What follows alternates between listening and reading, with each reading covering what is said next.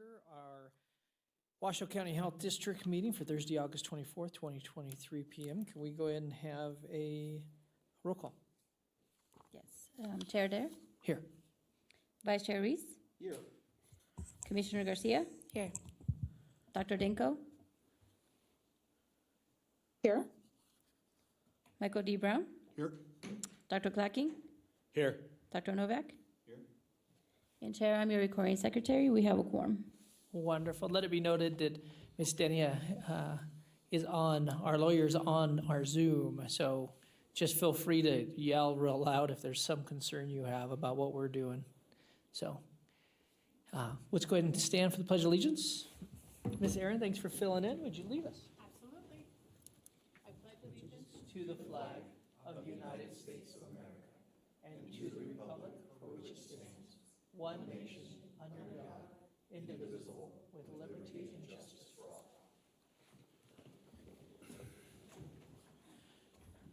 Okay, let's go ahead and move on to the approval of the agenda. We have a first. Do I have a second? We have a first and a second. Any other discussion? Seeing none. All in favor? Aye. Aye. Any opposed? Let's go ahead and vote on screen. And we heard you, Ms. Danko. Welcome via virtual world. Let's go ahead and move on to recognitions. We have a few of them, but I'm going to turn that over to you, Ms. Nixon, if you would like to guide us through that. Absolutely. Okay. So we do have two for years of service, and I don't believe either of them are here today. Allison Schleicher, an epidemiologist for 5 years, and Bill Mullen. This is a little bit of a, he worked with us for 30 years, and then now he's come back as a per diem. So it really kind of should be a 40-year pin, but thanks to both of them. And then new hires, very excited that we have Saba Wube in air quality, but I don't believe she's here today. She is in a training. And then Ms. Lotritz, do you want to come down and introduce your 3 new staff?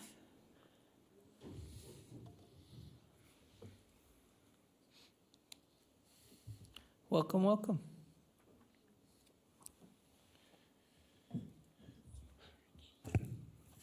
Good afternoon, Lisa Lotritz, Division Director for Community and Clinical Health Services. I want to make sure everyone's in order. I'll mess it up a little bit here. I'd like to introduce Bianca Trujillo. Bianca is an office specialist and has joined our clerical team. Bianca has been in the medical field working in customer service for 6 years. She has worked at Community Health Alliance as a medical front office assistant and at Renown as a patient account representative. Bianca is excited to be able to work with the health district to help the community that she was raised in. She also is looking forward to expanding her knowledge and being part of a great team. And then next on the end, we have Janeth Jordan. Janeth started at as a community health aide in the Family Planning Sexual Health Clinic on August 14th. Janeth is a Reno native and has previously worked in multiple medical office settings, including as an assistant for an oral surgeon, as a medical assistant at McCormick Plastic Surgery. Janeth has recently completed the Community Health Worker course at TMCC. And lastly, we have Marisol Martinez Avilla. Marisol started as a community health worker in CCHS also on August 14th. Marisol will be providing support to immunizations and WIC programs, as well as cross-training to support all CCHS programs. Previously, Marisol worked for many years at the Food Bank of Northern Nevada, and most recently as a community health worker at Renown. Marisol is working on obtaining her associate's degree in social work from TMCC and plans to transfer to UNR next year. So we'd like to welcome all 3 of them.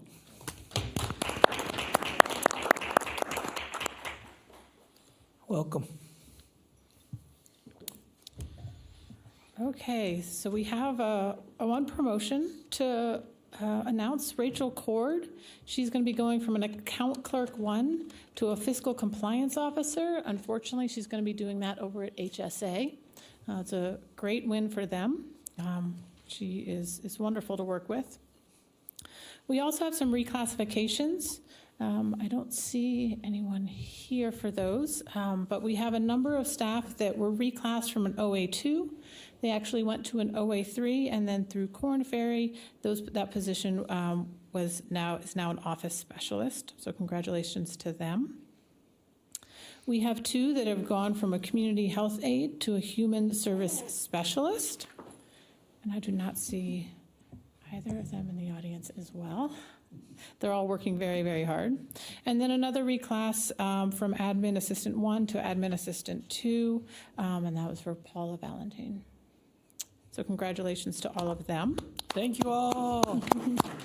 We know they're watching, so. Yeah.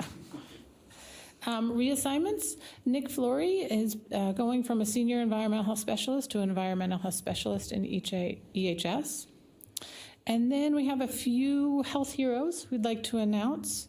Rachel Cord from Administrative Health Services for her adaptability, trustworthiness, and collaboration. And then also Allison Schleicher. She was nominated twice, received twice for inclusivity, compassion, adaptability, trustworthiness, and collaboration. And then another one for adaptability, trustworthiness, and collaboration. And then we have 3 honorable mentions. So Brianna Contreras from CCHS, Sahara Cruz from CCHS, and Irene Dominguez from AHS. So congratulations to all of them for their hard work and their recognition for really upholding the standards of the health district. Very good. And so the only picture we have today is with our new hires, right? Well, we do have 2 proclamations, and then 2 proclamations. Okay, and then- very good. So let's go ahead and do those. Would you like to do the proclamations? Yeah, Okay, go for it. awesome. All right, so I will head down, and we're going to have 2 proclamations. The first one for International Overdose Awareness Day, and then for Breastfeeding Awareness Month.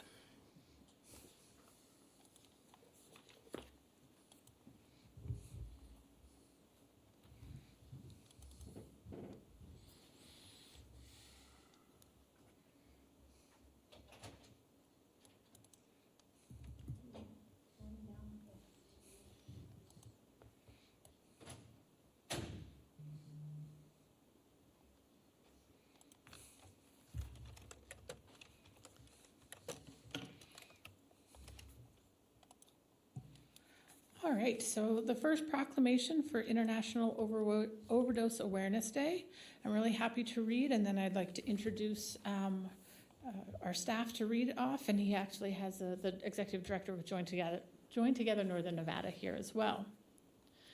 So whereas Overdose Awareness Day is observed annually on August 31st and serves as a day to stand alongside survivors, their families, friends, and communities, while helping to raise awareness and increase education that overdose-related death is preventable.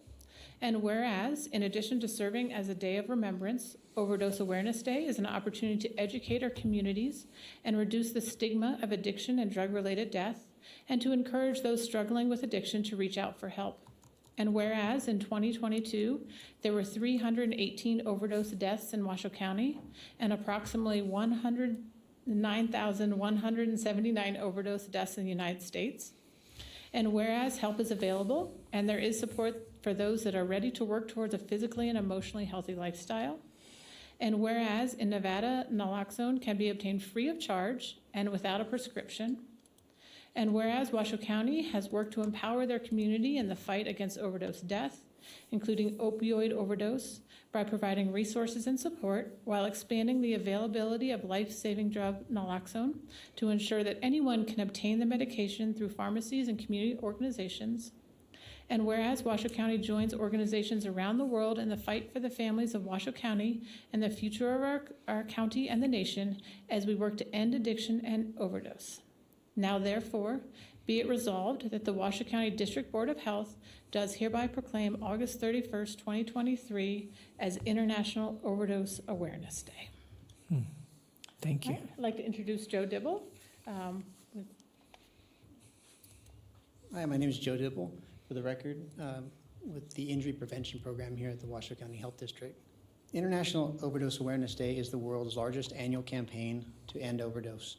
Remember, without stigma, those who have died from overdose, and acknowledge the grief of the family and friends that are left behind. I'm a proud partner of Join Together Northern Nevada, a nonprofit coalition with a mission to create a healthy, drug-free community by building successful partnerships to support prevention, education, and outreach.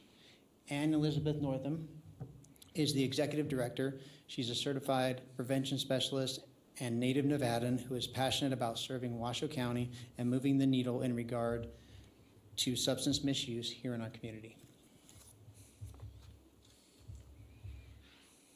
Thank you, Joe, for the introduction, and thank you, Washoe County District Board of Health, for the opportunity to speak and raise awareness for this important issue. I'm Ann Elizabeth. I'm the Executive Director of Join Together Northern Nevada.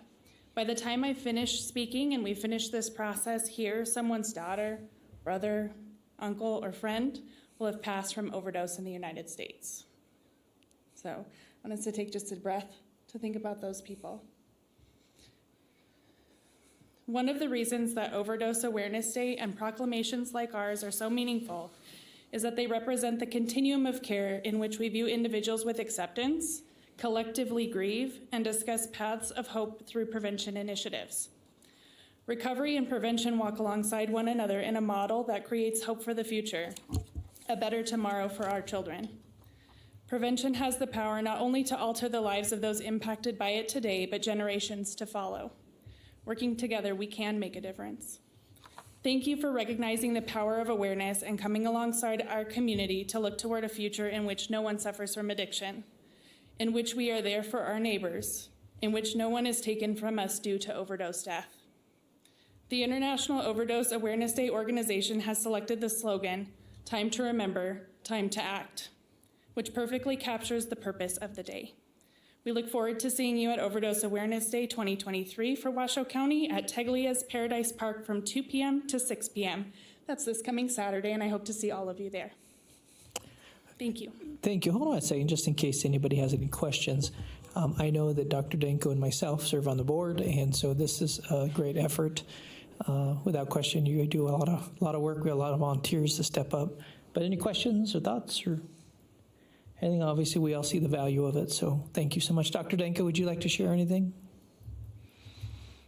No, I think from my perspective, I've been on the board with JTN, I believe, since 2015, and these prevention coalitions are so important for our community, and we thank you for all your service.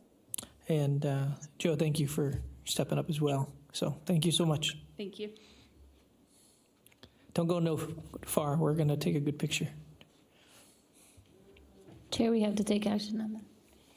We have a motion to approve that proclamation. Do I have a second? I have a second. And all in favor? Aye. Aye. Any opposed? So let's vote on the screen.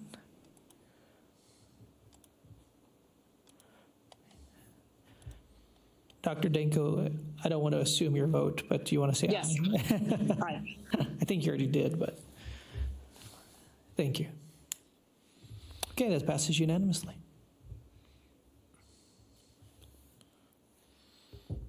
All right.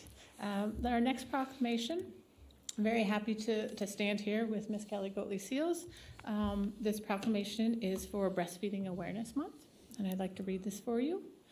Whereas the many physical and mental health benefits of breastfeeding for children and their mothers are acknowledged by public health leaders at Washoe County Health District, the state of Nevada, and throughout the nation, and breastfeeding is promoted and supported as the optimal method of infant feeding, including within the Special Supplemental Nutrition Program for Women, Infant, and Children, also known as WIC. And whereas the American Academy of Pediatrics, or AAP, concludes that breastfeeding and human milk are the reference normative standards for infant breastfeeding and nutrition, and AAP and other major medical authorities recommend exclusive breastfeeding for 6 months, with continued breastfeeding for 2 years or longer as mutually desired by mother and child. And whereas human milk provides unique nutritional and non-nutritional benefits for an infant's growth and development, reduces the risk of infectious and chronic disease, and protects mothers' and infants' health. And whereas breastfeeding provides a safe, reliable, and renewable food source, especially critical during natural disaster and emergency situations. And whereas there are substantial racial and ethnic disparities in assessing breastfeeding support, resulting in reduced breastfeeding rates and an associated increased risk for a variety of negative health outcomes, which disproportionately impact Black, Brown, and Indigenous people. And whereas National Breastfeeding Month, consisting of Observance Week for World Breastfeeding and Indigenous Milk Medicine, Asian American, Native Hawaiian, and Pacific Islander breastfeeding, Black breastfeeding, Semana de la Lactancia, I butchered that one, I apologize, Latina, provide important opportunities to address barriers to the use of human milk faced by families across the United States and around the world. And whereas the consistent and well-documented health, economic, and environmental benefits of human milk feeding show that it is an investment that continues to produce measurable dividends for families, employers, and the government. And whereas breastfeeding support is a valuable resource for every family, regardless of race, ethnicity, gender identity, sexual orientation, education level, socioeconomic status, or any other factor that makes every family and community unique. Now therefore be it resolved that the Washoe County District Board of Health does hereby proclaim the month of August 2023 as Breastfeeding Awareness Month. And I'd like to introduce Kelly Gould-Seals. Hello, Chair, members of the board. Thank you for the proclamation and for allowing me a few minutes to speak about it. My name is Kelly Goatley-Seals. I'm the Public Health Supervisor for both our WIC programs and our Chronic Disease and Injury Prevention programs. So on behalf of both of the programs, thank you for the proclamations. And WIC is the program that initiated this proclamation, and that's because breastfeeding is a core activity of the WIC program and what we do. And our staff is extremely adept at breastfeeding support, education, and encouragement, and we do that on a daily basis. So I won't reiterate all the benefits. I had to limit what went into the proclamation because there's just pages and pages, so we really appreciate the recognition. We work on this every day in the WIC program, and it shows in our data and our statistics. We have our breastfeeding rate of 80% of our clients initiate some level of breastfeeding, which is really great compared to the state, 73%. So we're really proud of our rate and the work our staff does to get those breastfeeding rates high. It's a huge benefit to those infants and mothers and families. So thank you again for the recognition, and I appreciate it. Thank you, Kelly. Did anybody have any questions or any thoughts? Very good. With that, we are looking for a motion to accept this. We have a first and a second. All in favor? Aye. Aye. And none opposed. Let's go ahead and vote on that. And that passes unanimously. Thank you so much. Now we come down for your picture.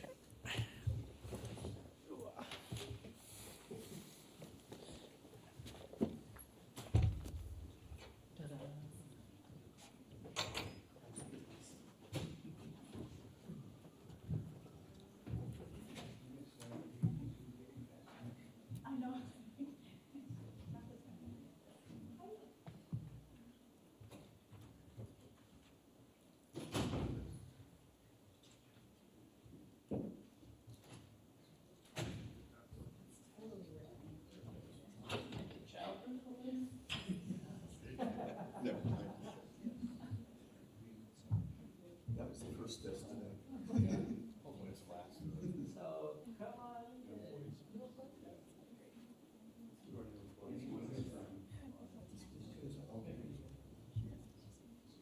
You want the new hires? Yeah, we're gonna do one at a time.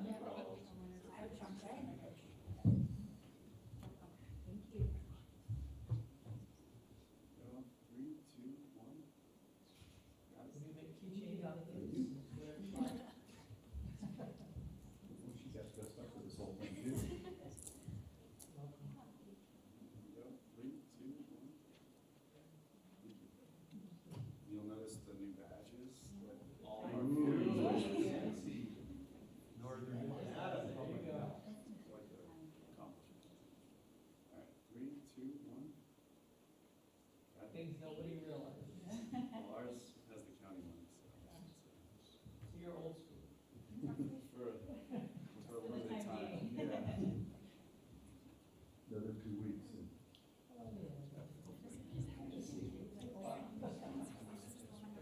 And right there, very good. Here we go. 3, 2, 1. Got it.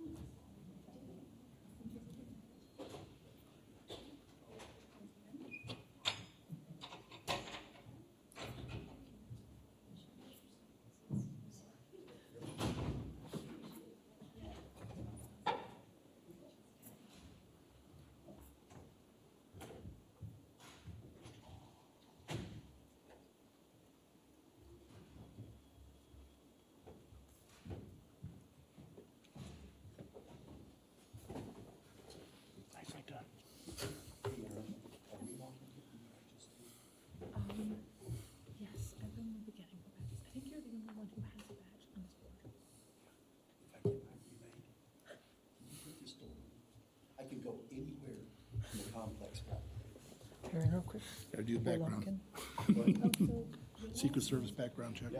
Oh, it's just, okay, thank you.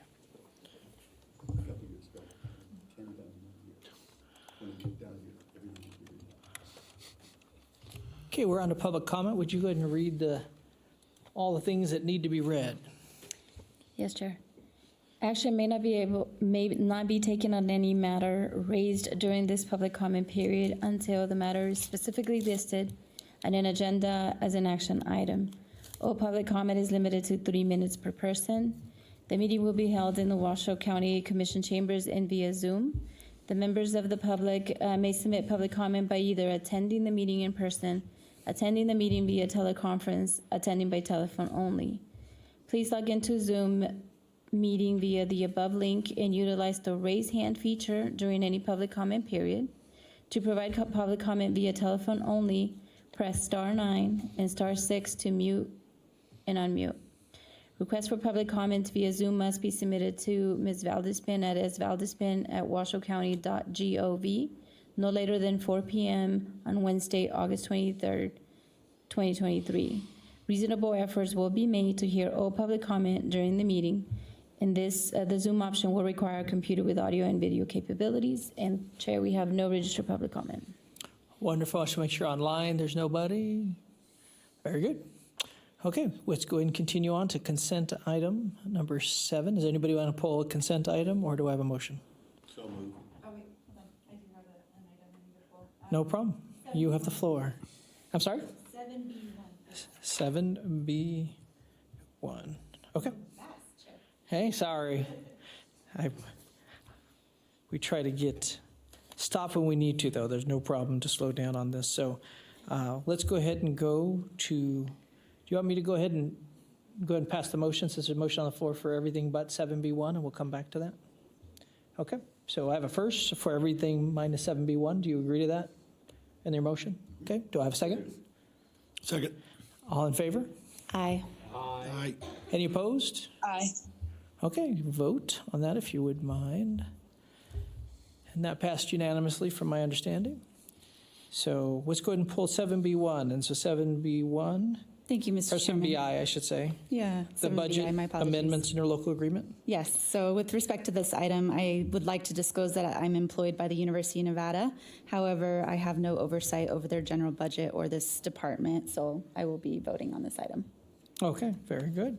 So with that said, any other questions on this item since we pulled it? And I'd say good work, I think, from everything I know. So with that said, I'd like a motion to go ahead and pass 7BI. I have a first and a second. All in favor? Aye. Aye. Any opposed? I see none. Let's all vote. Sorry, Chair, I didn't catch the second. It was. Okay. Actually, I heard it over here too, so Yeah, so. we'll take clacking. Thanks for coming. Glad you're here. He's on the record. I like that. Okay. And then Mike Brown second? Reese? No, sure. Sure. We can do that. I think we all agree with it, whichever direction we go. Okay. Thank you, Chair. You gonna put that on our screen or take that? Yeah. Okay. Very good. Sorry for the confusion. Okay, we're moving on then to our Regional Emergency and Medical Service Authority. And just so you guys know, it was a request, I believe, by them, and even for us, we don't mind. We like being as efficient as we can, but we're going to go ahead and have them do this together. If you've been in any other meetings or you're watching online, typically this is a separate items, but we have pulled their conversation together, both with the monthly franchise, but then also as it comes to presentation of what's been happening in the community.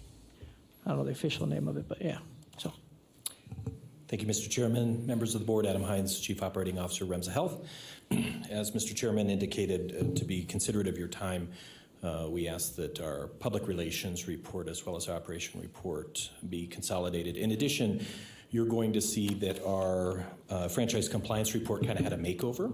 Our data analyst and our franchise compliance team worked hard to try and visually represent a lot of the key elements that previously may have been in a written form, to try and make it a little bit easier to digest and review, and we're hopeful that you find that helpful. In addition, of note, August and coming up into September is usually one of our busiest months with guests visiting. Thankfully, Hot August Nights was uneventful for us this year, but we're looking to Rib Cook-Off, Burning Man, the Reno Air Races. We've been working very closely with our co-response partners. In fact, this last week, we worked with the Sparks Fire Department, the Washoe County Emergency Manager, so that we are coordinating the response as well as the presence down at the Rib Cook-Off. In addition, we participated in the dignitary motorcade for President Biden with Tahoe Douglas Fire, as well as worked with Incline Community Hospital, North Lake Tahoe Fire, and Chief Summers and Chief Barnum for their evacuation event that went very well this past month. And then finally, one of the things that usually you ask me is about staffing, and staffing continues to be stable. We are looking at innovative ways to ensure that we are not only providing the care in which is needed in the community, but enhancing it. And so we are currently doing a trial with EMS RNs. That's not unique to EMS. In fact, in this community, we've had EMS RNs for a long time. Many of which are on our critical care platforms. But as I've said before, with the shortage of paramedics, we have to look at how we can continue to provide a level of service. And so we have 4 or 5 EMS RNs that are currently going through their training. These EMS RNs have experience in emergency medicine or critical care. They do have to go through training because nursing training is different than paramedic training, so that we prepare them for the field. They go through the same training our paramedics do, and we're hopeful that that is successful as we work to diversify our workforce. And so with that, I'd be happy to answer any questions you may have regarding the report or anything else. Let's go ahead and begin with anybody out there. Yes, please, Ms. Gomez. Thank you, Mr. Chairman. Garcia. I'm Garcia. the newest, Yes. right, on this board, and I was just looking at the average bill attachment on the financials, and I'm seeing that the average bill is about $2,000 a month, and the average collected is $500, and I was just hoping you can tell me a little bit about how that $1,500 difference is made up within the organization. They have the same question, so you know. He's like, what is happening? There definitely is a difference. And, it's unfortunate that Barry's not here because this is something in which for a long time as our CFO, he works very closely. A lot of that has to do with the payer mix. So each of the times in which we transport somebody, payer mix obviously is, there are patients in which we provide care that do not have any funding source or payer and insurance. We have individuals that have commercial insurance. We have individuals that have Medicare and Medicaid. And all of those different sources pay differently to the ambulance service, with the majority of those in our community being Medicare and Medicaid, of which the bill is what it is. However, the customary return is much less than what is billed. And so that's why there's that disparity. And if, Commissioner, if there is something in which you would like us to perform more or provide a presentation more formally, we can be prepared to do that either at a subsequent meeting. Thank you. And I say you ask a very important question because it's one that we have been trying to solve for, at large, even when it comes to hiring and everything. It doesn't cost less to do the work, but it is very hard for them to recoup what's needed. I had one reporting question. So one of the things that I like to see, and I think each region would be helpful to us, is when you guys do those hotspots showing how well our areas are being covered. That's something that I actually can bring back to my city. And a lot of this stuff, not that's not great reading, but they're not interested as much as I am, but they're very interested in how's that hitting their regions. And I say this, if it's a heavy lift to do, I think you guys have a lot of information, so maybe it's not. Maybe it's every other month even, but the idea is that we are getting a regular update of where are the regions we're struggling, where are the areas we're getting to, where are the areas. That's probably the most important information that I tend to look for when it comes out. Okay, absolutely. And per your request, we're working to get on with the city of Sparks, and then I think it would be beneficial for us to get on with the other jurisdictions as well to specifically talk about the service level and some of the things that we're doing in those individual jurisdictions. Thank you. Thank you. Mike. Hey, Adam, great report. Question on the EMS RN program. Is that open to other RNs or just potential employees to RMSA? It's open to the community. Yeah, so anybody that meets the requirement of having critical care emergency experience that we're able to take in. You know, working out of the hospital is different, as you know, and so it does take a unique individual.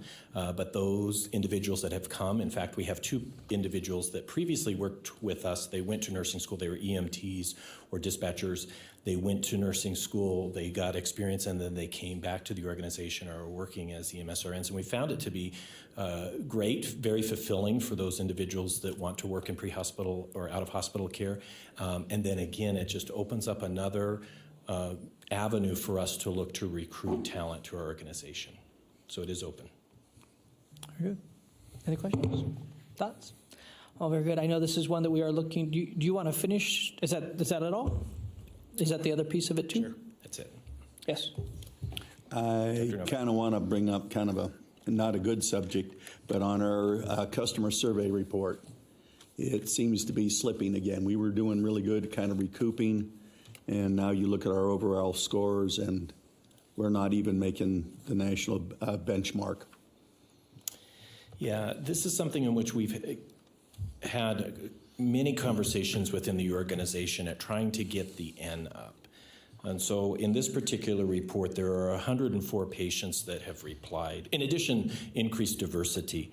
We believe that when we go to dissect this customer service report, a lot of it is representative of the patients in which we transport, and so the demographic is typically older individuals that you would expect are needing the services of emergency care. However, Alexia, our Director of Public Relations, and I have had many conversations about different ways that we can try and get feedback. We know that the individuals in which participate in feedback sometimes are on the spectrum, right? It's either the care was wonderful or I had a bad experience, and I'm hopeful that the board is confident that every time that we do receive any type of feedback that we are interested in trying to work through that and provide feedback to our people as to how we can do it better. But we also want to capture the everyday events that are occurring in the community where there's great care being provided. And I'm hopeful that we land, we created a QR system where the providers can provide the patient direct access to a survey. They're on cards that are in the ambulance. They're just not really used that often. We've looked at transitioning over to text messages, which is good for certain populations. Historically, we've sent things out and people fill them. And so we are really trying to find what is best and what is achievable, but I appreciate the point. And we've kind of seen this go up and down numerous times before, and we will pay attention to it. Yeah. Thank you. Thank you. And then my only final thing to say before we go to a motion is on the public relations report, I tended to use that as a little bit of a gauge to know what was coming up. And so I knew how to get involved and where I could look at my schedule, and I think as much as we as a board could be there. And so however we continue, it doesn't necessarily mean that, I mean, there are some things that might be good for you to share just for the community to know in that, but you can even, if you just even send us stuff so we can compare it to our calendars and see what we can or choose to be at. Those kind of things are great. But I know for me, I do count on our time together to hear what's coming. Well, you're going to love that. And obviously, at the request of the board, we'd be happy to continue to do this. Alexia does it much more justice than I. However, our intention is to begin to provide that information more real time and more of a trickle as it begins. And so Alexia is working on a platform. We have a community newsletter that goes out to certain stakeholders throughout the year. Our intention is for that to be minimally monthly to all of our constituent boards that we report to our co-response partners so that they can begin to see it, and then you will also have awareness to some of those other things. And so I'm hopeful, Alexia, that we will have that. She's saying you did a good job. Unless she wants She's to come not up. shaking her head this way once. You could help me. No, okay. Well, thank so you stay so tuned. much. But again, we would be happy to do that. As the commissioner had asked on that, we'd be happy to provide additional information on whether that be our recuperation of reimbursement or going back to our public relations report. It was really just to try and make it easy. I like that we're slimlining things. It's not a problem. It's just I don't want to lose the end result of knowing where I can be involved and challenging all of us to find ways to be involved. So thank you so much. Thank you. With that said, if I can have a Motion to accept. Motion. Second. We have first and a second. Any other discussion? All in favor? Aye. Any opposed? Looks like that passed unanimously. Thank you so much.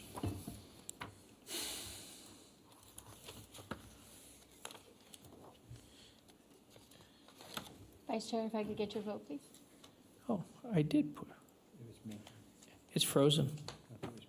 Oh, huh? Oh, It's Vice Chair, yeah. oh, Vice Chair. I'm all, Thanks, Vice Chair. I was taking it for you, man. So let's go ahead and go to our next. We have our presentation and possible acceptance of the annual FY23 strategic plan result. Rayona Lavoie. Did I say that right? Say? Rayana. I'm working on it. It's a hard one. Rayana Lavoie, though, is that right? Lavoie, yeah. Okay. Got that right. Right. Good afternoon, members of the board. Rayana Lavoie, Management Analyst for the Office of the District Health Officer. Presenting with me today are our division directors. Today, we're going to share our fiscal year 23 strategic plan results. ClearPoint is the performance management system that we utilize to. Got a lot of people moving. I'm just going to pause. It's not you, I don't think. I think they like you. They just want to leave. It's all good. Bye, everybody. Come on down. Don't be shy. Great.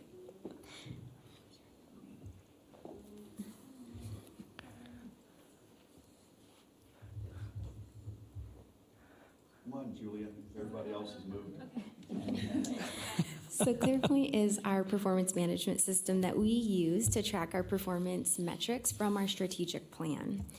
In the past year, we've provided you with our quarterly results from our strategic plan. I'm going to go back one. Thanks, Susie. That's okay. Over the past year, we've shared our quarterly reports with you, and then we also made a change mid-year or midway through so that we could provide you with our year-to-date benchmarks. And we made this change so that we can look at trends over a period of time. So in my portion of the presentation, I'm going to share some pie charts with you that's just going to give you an overall picture of how we did this year and with our results. But then our division directors are going to give you some of the very specifics that you're going to be most interested in about those activities that we accomplished this year. Several of our activities were accomplished this year with less than 5% that were off target than what we anticipated, so this was great. Our initiatives, as well as our outcomes, our division goals and our district goals, those are weighted separately, so as you're taking a look at these outcomes, just know that our initiatives are not rolled into this. As for our outcomes, we're still looking very well here. We have about 70% that were accomplished this year with less than 10% that are off target, which brings us to our division goals. 75% have been accomplished, and we still have about 25% that are in progress, which brings us to our district goals, and we're looking very well here. Almost 90% of our district goals have been accomplished, with just a little over 10% that are still in the works.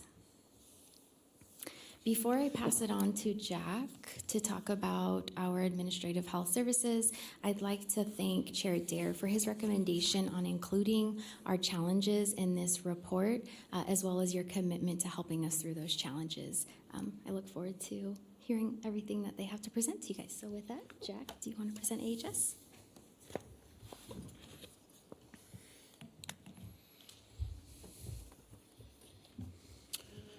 Good afternoon. So just a couple things from the accomplishment side. So the first one is that we completed the 2024 budget build, which seems like a simple task, but being pretty new to this world, it was definitely a challenge. I'm working with a data system that is in the process of being updated. It's fairly outdated at this point, lots of manual processes. And along with that, we had a fair amount of turnover in administrative health services within the first handful of months of me being here. So it's been a little bit of a challenge, but we managed to land the plane. We've got a team that is incredibly knowledgeable and committed to the work that they do. and I couldn't have done it without them. So it was a lot of overtime, it was a lot of sleepless nights, and it was a lot of stress, and we survived it, and the next time it will be beautiful, because we have learned a lot. And Jack, just for the record, what's your last name again? I'm trying to find it. Oh, it's Zentino. Zentino. Yeah. Okay, thank you. I just want to make sure for the record. Oh, sure. Yeah. Oh, I apologize. Yeah, no worries. That's part of what I get to do. I have my job security. I appreciate it. Yeah. So, thank you. Okay, so and then the second one is we began tracking additional human resources data, including employee departures. COVID hit us pretty hard. Most of our staff, more than 50%, have been with the agency for less than 5 years. And within the county system, there's a lot of opportunity for folks to go where they're the most comfortable. And the health district had a lot of challenges during that period of time. A lot of stressful nights, a lot of overtime, a lot of things that led to folks looking at other opportunities. Along with that, private industry is getting to the place where they're fairly competitive with what's going on with the county's benefits and retirement packages. So it's challenging to keep people around. So we're doing what we can to start measuring data, identify issues that we can resolve, looking for opportunities to get better at what we do so that we can get people to stick around and enjoy the work that they're doing on a day-to-day basis. The third accomplishment is computer refresh, which seems pretty straightforward, but making sure that the staff have the technology that they need so that it becomes something that operates in the background instead of having to think about your technology is actually a really delightful thing. So we put over 150 new devices into the health district, and that to me sets the stage so that it's not a hindrance to our work. A couple barriers and challenges. One is funding. Over the course of the funded COVID period, we had $37 million that came into the health district that we wouldn't otherwise see. Those funds are starting to disappear, and by the end of '24, they will be gone. And in addition to that, our costs continue to increase. Staffing costs have gone up. Retirement benefits have gone up. We've got additional staff. We've got costs that continue to be a challenge to us to get ahead of the curve. So we continue to work on it. We look at opportunities that are federal, state level, and we do what we can to drag new dollars into the agency. The next one, the last one, is space. We are exceeding capacity. We've got new space barely for the folks that are coming in. We're going to make some adjustments, and we're going to get through. We've got some challenging working conditions for some of those folks that are in cubicles in the center of the agency. We've got a lot of noise. We've got a lot of meetings. We've got a lot of chaos going on day to day. And if you're trying to do deep work, it becomes really challenging to get some of those things done. So as administrative health services, we feel like it's our responsibility to help alleviate that and from a business perspective, create an environment that's conducive to the best possible work.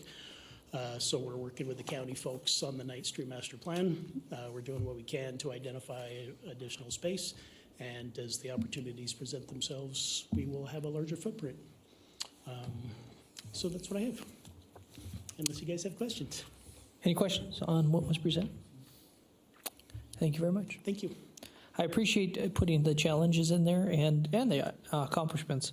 I do think one of the things that we want to continue to see is where the finances, where we can actually step in and at least pay attention to, know that when it comes to us making decisions on budget or policy, how that's affecting you. So thank you. Hello, sir. Thank you, Chair, members of the board. For the record, Francisco Vega, Director of the Air Quality Management Division. I do have a few successes that we've had over the last fiscal year. And again, these are just a few of the numerous successes that we had, but I did want to share these specifically. The first one, again, it's pulled up there, was in regards to our monitoring network. So we were able to achieve a 98% data availability for our monitoring network. And you can see on the slide there that the goal is 75%. So that's kind of the minimum standard that EPA expects. Obviously, we hold ourselves to a much higher standard. To put that in perspective, we have 7 stations, and it's managed by 3 full-time employees. typically kind of across the country for air quality agencies, you might see that 1 FTE for 1 monitoring station. So just to kind of put that in perspective, they do a lot of work, they do a lot of the repairs on the equipment, and a lot of effort goes into achieving that 98%. So really proud of that. Let's see, the second part was a great opportunity we had in the last fiscal year to make some improvements within the community. If you remember, we had the chance to work with a business in a supplemental environmental program project where we took essentially a settlement and turned that into a positive for the community. We were able to purchase 16 low-cost sensors. And I mentioned we have 7 monitoring stations within our region, but that obviously does not cover the entire region itself. So these low-cost sensors are really critical in helping fill those gaps. So we took that opportunity to work with that business on that agreement and that settlement, and like I said, purchased 16 of these low-cost sensors and put them throughout the region where we had some of those gaps, and especially in the communities where considered maybe disadvantaged and things like that. But specifically, we were able to partner with Reno Sparks Indian Colony to put 2 low-cost sensors, Truckee Meadows Park Foundation, Washoe County Libraries, 2 charter schools, Matter Academy and Mariposa Academy, CARES Campus, Our Place, and the Family Engagement Center. So again, that's just a number of areas where we were able to fill gaps in our monitoring network and work with these community organizations. So really proud of that work. We actually still have 3 sensors. So if you have an idea or somebody might be interested in taking one of these low-cost sensors, we'd be more than happy to work with them. Let's see. Another success that we had was we were able to achieve a 94% inspection rate of our facilities. Now the goal is 100%, but I kind of want to put that in perspective a little bit. We have 1,300 sources, and we have 4 full-time employees that inspect all those sources. And I talked about the monitoring network. So we have 1 inspector to 325 sources. That is an order of magnitude higher than what you might see across the country in other air quality agencies. So just to kind of put that in perspective. Also want to mention we had 75% turnover in our inspection team as well. So while we did not achieve 100%, we are extremely proud that we were able to get 94%. And we have a really good team, and we try to support our inspectors as much as possible. Again, it's a very difficult job to go out there and inspect businesses and sometimes deliver, opportunities for improvement for those businesses as well. So, again, another great success for our division. Opportunities for improvement. We have made a huge effort over the last few years to try to provide opportunities for our customers to submit applications online or in a self-service manner. And we've, in some of our programs, like our asbestos program and our dust control program, we've almost been able to achieve 100%. But overall, we are still only at 14% of our submittals being submitted online or through self-service platforms. We are continuing to work with tech services on the Acella platform, but it is going to continue to be a barrier in helping us achieve that 100% online submittal or self-service platform. And so we'll look to continue to make improvements to that system, but as of right now, again, the Acella system is an area for improvement and a barrier to achieving that goal. And I think that's all I have, but happy to answer any questions. John. The Acella system has been around since Chief Brown and I have been around, and it hasn't worked, been going on 9 years. Have we ever thought about maybe changing platforms to something that works? I can help you answer that. That's a bigger question than Francisco, because it has to do with the whole region. And so go ahead. I don't mean to cut you off, but yeah. The chair's exactly correct. That's a much larger conversation that needs to happen between the region. And I know there's a lot of really good things to Acella. I'm just speaking to air quality. No, I understand Yeah, that, but yeah, gotcha. if it's not working well for you, then it's probably not working well for others too, so. Gotcha. And after 9 years, with the amount of money and time we've invested into it. The region is. Yeah. I'm not going to actually try to answer that fully, but I do have a question. I only say that it's a bigger question that has a lot. How much of the problems we're having are program orientated, or that other people in other jurisdictions are not on the same program as you? Because we find that's part of the reason that we can't get to full digital as well, is that you're working with people. You have to communicate with everybody, and if everyone has to communicate in the same. Yeah, no, I think we do a really good job of communicating with our regional partners. There is just one thing that's really specific to air quality, and that is the EPA requires that for the stationary source application submittals, that we get a wet signature. And if we don't get that wet signature, there's this Chrome Air system that you have to have implemented into your software. And unfortunately, Acella is just not built for that. And that's a legislation. What's that? That's a legislation approved.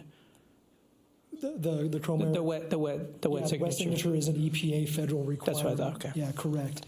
Now, we do have solutions that we can implement relatively quickly, but that gets back to the regional question as far as everybody trying to use the same platform and things like that.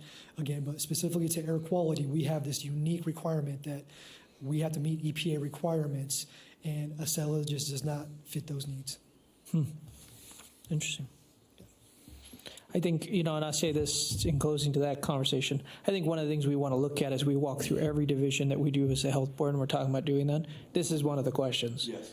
Is how efficient are we being with the, in the very end, it doesn't mean everyone's going to do what the health board wants. We know that's not going to happen necessarily, but it doesn't mean we can't stand up the conversation and say, guys, this isn't working and here's why, or whatever. So we don't mind having the conversation or at least starting it, but I think that's one of the pieces we need to look at. Mr. Chairman? Yes. Hi, Mr. Vega. Thank you for the presentation on your department. There's a couple of times when you mentioned some staffing issues. Your team has got they're carrying a heavy load, and they're meeting these pretty high metrics given that they're overworked, it sounds like. Are there conversations about staffing or needs in the future to help make this more sustainable? It can put a big burden on folks to grind as hard as they are for this many years to reach these goals, but long term, what's the sustainability of that staffing-wise? Yeah, thank you for the question, Commissioner. I think that is definitely part of the solution, but first what we're trying to do is take an internal look at what are we required to do? Do we really need to inspect these facilities every single year? What impact are they having on air quality? So one of the things that, since taking over as director, is we're trying to balance quantity with quality. And so as opposed to just going out there and checking the box, again, are we doing a quality inspection as opposed to, again, just kind of driving by and saying, oh, that looks good. So we're really trying to ask that internal question first of, is this inspection required? And if it is, that's great. That's important to know. But is there others where maybe we don't need to inspect that facility because really there isn't that kind of acute impact on air quality? So we're trying to answer those questions first. And then once we kind of work through that process and we kind of get down to the bare bones of this is what we're required to do and this is where we can have the biggest impact on public health, then we'll answer that question as far as, we just need more people to accomplish what we need to. Mm-hmm. So on that question, one of the things, if you look at our fire department inspections, and you may do this, but it sounds like it's not, or if it's not implemented as well as it could be. They do the rating, and depending on the rating of the thing, depends if they do it every 2 years or whatever, and that's kind of typical how our fire department functions. There's some things that don't get it every year. Do we have any rating system, or is that what you're talking about creating? Yeah, that's what we're in the process of creating. Perfect. Is that kind of grading of you're a minor source, you're a major source, and maybe our major source we inspect every single year, but maybe our minor sources we inspect once every 5 years. So those are the type of questions that we're having internally. I just offer the fire departments might be a great example. They've been doing that for a long time, and they might really have a really good structure that you could steal. So, Yeah, of course. Thank you. any other questions? Thank you.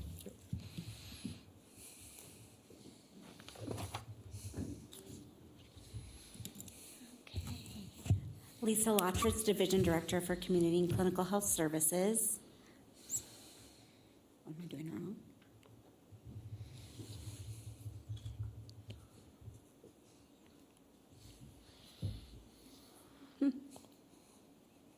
Oh, okay, there we go. Did it skip one? There we go. Okay, sorry about that. So I chose, when I was looking at our successes in CCHS, as Francisco noted, we have so many, but I tried to pick some that you don't always hear about. So they're not the shots we're getting in arms or the number really of visits we're doing, but I do have one of those. But just some other things that our division is doing. So the first one is under District Goal 3.3. And for the division, the goal was to build support and participate in coalition to advance improve public health policies. And our outcome is to assist multi-unit properties in establishing smoke-free policies. And we accomplished this through outreach and by providing technical assistance to owners and managers of multi-unit housing properties. So the accomplishment for this fiscal year was that 3 multi-family properties opened with smoke-free policies in place. And this created approximately 553 smoke-free units in Washoe County, impacting approximately 989 to 2,040 individuals, depending on how many were living in each of those units. So this was really exciting for our chronic disease injury prevention team. And then the second success is under District Goal 2.2, keep people safe where they live, work, and play. And for the division goal, improve safety of residents through education, inspections, and enforcement. And the outcome, to participate in Washoe County Substance Abuse Task Force, to facilitate at least 4 partner meetings to share information on best practice approaches and work on policy reform. This was accomplished by our staff co-chairing the Washoe County Substance Abuse Task Force and providing leadership and direction to meet the task force goals. And through staff's leadership on this task force, it led to the implementation of programs and the exploration of best practices that reduce substance use disorder and drug-related deaths. And then our third success is under District Goal 1.3, improve access to healthcare so people of all means receive the healthcare services they need. And under the division goal, building a bridge between communities, clients, and services with our community health workers. The outcome was to increase access to care through outreach connection to health district services among underserved populations. And we accomplished this by conducting outreach activities and community events with community partners. Our community health workers conducted 103 outreach activities this fiscal year. This included the Eddy House, Washoe County Sheriff's Office, and Mobile Harvest. And then just to focus on a couple of our challenges, the first one is under District Goal 1.2, promote preventive health services that are proven to improve health outcomes, with the division goal to act as a safety net by providing accessible health services for the community members that may not have access. The outcome was to increase the number served in the Family Planning Sexual Health Program by 5%. And this amounted to 4,567 clinic visits. We aim to do this through our same-day appointments, was a big part of how we hope to reach this.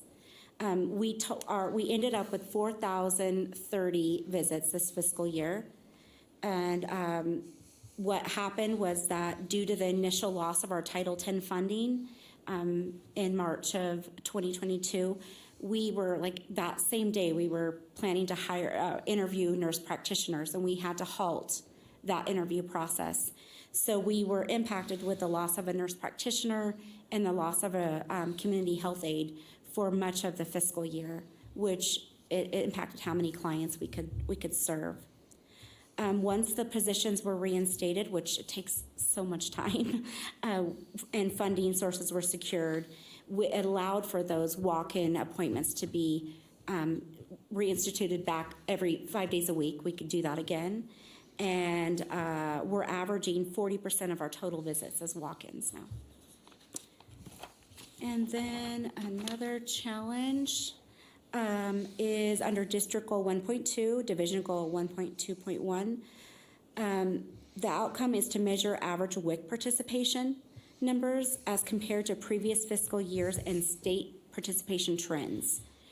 We aim to accomplish this through retention efforts and new participant recruitment enrollment activities.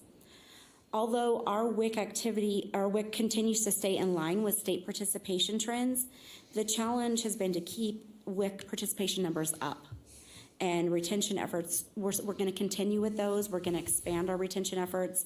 And a lot of that was with COVID, and we were doing pretty much all of our visits remotely. And so it was difficult to, get out there and do,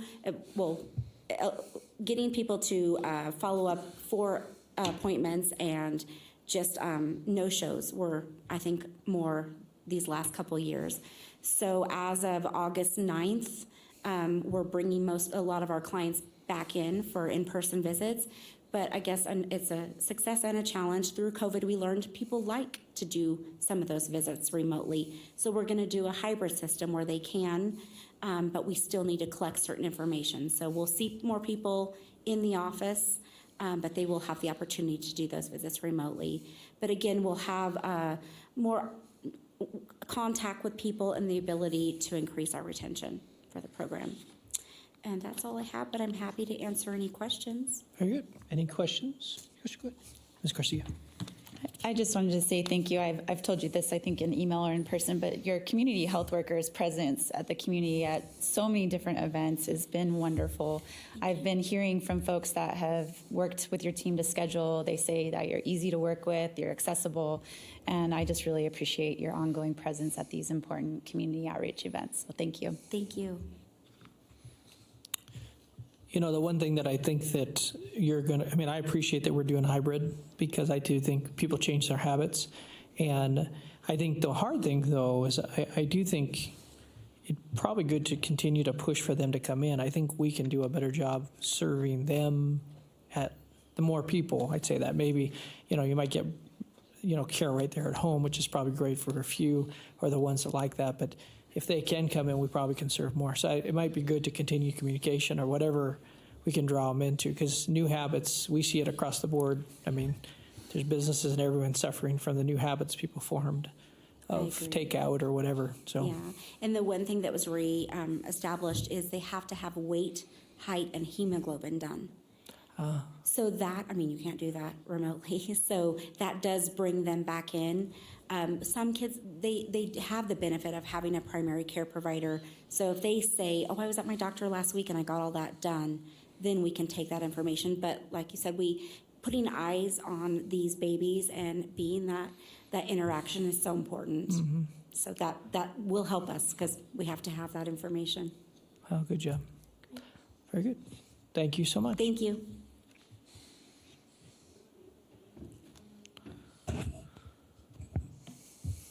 Good afternoon, board members. Robert Fida, Division Director of Environmental Health Services, for the record. And so for my presentation, I'm going to highlight some of the communication, outreach, and education that EHS does out in the community. First, what I wanted to highlight was our collaboration with KTMB, Keep Truckee Meadows Beautiful. And with our partner agency, we're able to kind of secure 200 cleanups, almost 15,000 volunteer hours. And this resulted in almost 120,000 pounds of trash and green waste being cleaned up from the community. But these collaborations and these work with these other community partners also yields some surprise benefits. I know KTMB is working with CCHS on some vaping work right now currently. KTMB is examining the environmental impacts of vaping, disposable cartridges, as well as maybe coming up with guidance for proper disposal of these items. The next item I wanted to highlight is some of our intervention strategies. Our food team has been put together their 2017 risk factor study, and in that study they identified certain risk factors, behaviors that did not promote food safety. So their goal was to kind of come up with interventions to address these food safety risk factors that they found. And some of those were education outreach. So there was a media campaign that was done regarding employee health and hygiene. And then we also did public workshops on various food safety topics to the community. And then our staff were able to develop our food and establishment resource library, our FURL library, and this includes sample SOPs for people to draw on, temperature logs, fact sheets, guidance documents, all these various resources. And we were able to get a lot of these documents translated so that there could be a broader impact to these interventions. Staff is currently working on putting together the next food safety risk factor study. That should be put together at the end of this calendar year, and we're hoping to start implementation start of next calendar year. Now, some of the challenges, as Francisco alluded to a little earlier, is Acella seems to be one of our issues, but the thing to realize is that as EHS, we kind of span across all jurisdictions. We work with Reno, Sparks, Washoe County, and we work within their system for multiple things. Food safety, environmental engineering reviews, safe drinking water, commercial on-sites review. So our staff has a lot of work that they review. So our goal was to hit 90% of first reviews. So once the application comes through the door, we want that review to be done and comments submitted to the applicant within jurisdictional timelines. I think it's 2 weeks. So, and currently we're sitting at 69. And there were some challenges. We did a restructuring. We split out our plan review team, and some of our folks who are more generalists, trained in kind of every aspect of environmental health services, had to kind of relearn and refocus on doing plan reviews, and there was essentially an adjustment period on that. And then some of the other issues that we do is a lot of the subtle differences in the regional system. Sparks has one workflow, Reno has another, and so does Washoe. So we have 3 separate SOPs for doing these reviews. So currently we're working with Acella and VIP to come up with a standardized health process workflow that we're hoping to implement across all jurisdictions, which will hopefully improve customer service and kind of streamline some of the process. So that is what I wanted to kind of highlight, and I'm open to any questions you guys may have. So thank you. And one thing that we want to let everyone know, because this has been a conversation we've been having regarding permitting and all of the different things that happen with inspections and stuff, is that we have some information that we come into the board that will give us, like we talked about, so you'll get to know if there's something that is lingering too long, you'll know about it before hopefully a constituent comes or a business comes. We can let you know, because the other thing that they'll be doing is reaching out, if I'm not mistaken, because I told Sparks you were, to get some information from each jurisdiction as well to help align some of that. Yes, I currently am reaching out to Reno. I think Sparks is next on my list. Just want to make sure you guys are aware of that, if you could help make sure that happens, because that will help us hold us accountable, but also not take blame for the health side of things that are not ours to take, which is, I think, in the history of health board, it seems like it's been the place to point, which a lot of times it wasn't. You know, even in Sparks, there's times it was us, and some of my staff might go, I think it's the health board, or whatever. So it just happens. People kind of like to point fingers, but it'd be nice if we can assure what we're doing, we know as a board what's happening, and we can answer questions. So, yep. Questions, thoughts? Thank you so much. Thank you.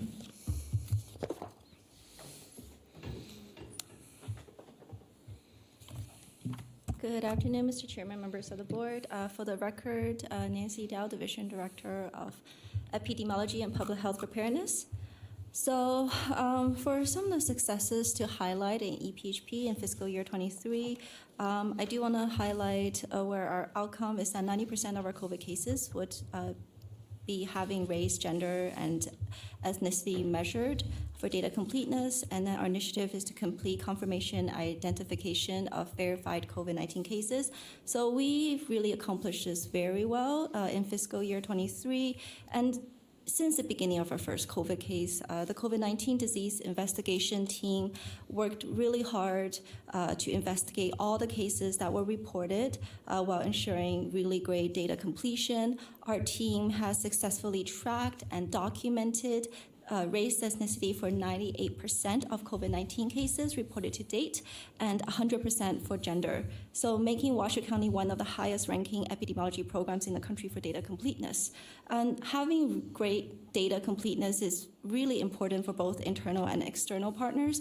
Health equity is dependent on this quality data to help inform and identify things like health disparities, target audiences, and gaps in services given. And our chronic disease team has obtained our COVID-19 data to produce tailored strategy for reducing tobacco use initiatives. And immunization program has used the vaccine update data for race ethnicity, and zip codes to better plan out our pop-up events. So having the great data that we are able to produce has really helped all around for our different divisions and programs. And the next thing I want to highlight is in our public health preparedness team, where our initiative is to maintain the district preparedness plan updates year-round. And in this year, fiscal year 23, the Health District Emergency Operations Plan and all its annexes were reformatted for consistency. Plans with specifically identified changes such as our multi-casualty incident plan and the mutual aid evacuation agreement were updated and presented to IHCC, the Inter-Hospital Coordinating Council. And the continuity of operations plan has also gone through some major rewrites, especially after COVID and technology changes. And a tabletop exercise for this was done with leadership in June of this year, and after action items from that tabletop were being worked on right now.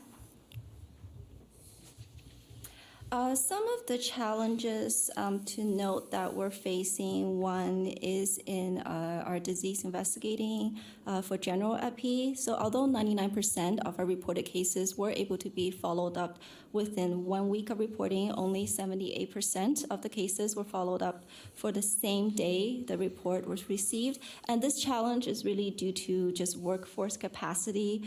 The number of general communicable disease requiring reports and or investigations per investigative FTE has really greatly increased over the years. I did mention before that over the past 10 years, this number has increased about 4.3 times compared to 10 years ago. So that's actually a pretty big challenge in workforce amounts that the staff have to take on. But what we saw during the fourth quarter of fiscal year 23 was that due to flexibility given to the ELC Enhancing Detection Expansion Grant, which was what's used to fund our COVID staff, EPI started to train some of the COVID-19 investigation staff to support some diseases such as enterics and animal bites, and that really helped increase the number that we had and added a lot of help to also allow EPI to target other projects in their program. The other challenge I did want to highlight is with our vital statistics. One of the things that we wanted to complete this year is to assist the state's effort for system upgrade for the NetSmart's Vital Records system, which is our registration system for our birth and death records. And then in order to support this, throughout the year, the Vital staff has been attending sessions twice a week from October of last year all the way until May of this year for the scheduled go live time. And it was supposed to be June of 2023 of this year, but there were some pushbacks because the state team has to be working through additional fixes identified in their system. And so that date right now is pushed to the end of August. This is out of our team's control when these updates are happening because for the timelines really set by the statewide system and by the state team, we are doing everything we can to support. One thing too, which is a I guess, almost a highlight of a accomplishment is that despite this specific initiative not having been completed due to the timeline pushback, vital statistics staff were able to complete registration over 98% of all birth and death within 96 hours for fiscal year 23. And that's a total of over 11,000 birth and death registrations that happened this year. So that's all I have. I'm happy to answer any questions you may have. Yes, John. Yeah, I just want to commend your emergency preparedness group. They've basically rewritten everything this last year after COVID and things were pushed back, and going through IHCC Council, everything has been realigned. It's an amazing process to get everybody to agree on it, because there's lots of different backgrounds there, but they've done an amazing job of getting this thing redone. So I think it's pretty well up to date now. So. Thank you. I know we really appreciate all the input from all the partners from these coalitions, everyone supporting us as we're updating. Mm-hmm. Anyone else? I just want to say also on your final slide, that information is so important to it's a domino effect to so many other things, and so I think it's fantastic. I know it almost seems like, well, what does it matter if we get it in 3 days or 3 weeks? Whether, does it really matter? But it really does when it comes to everything from insurance, you name it. There's so many pieces of the puzzle waiting for this data. So very good, and I'm glad we're as efficient. Is Southern Nevada and the other groups working with you on this too? So the state? Yes, it's a statewide system, so yeah, Southern that's what I Nevada thought are you also said. testing for them as well. Yeah. Wonderful. Thank you. Thank you.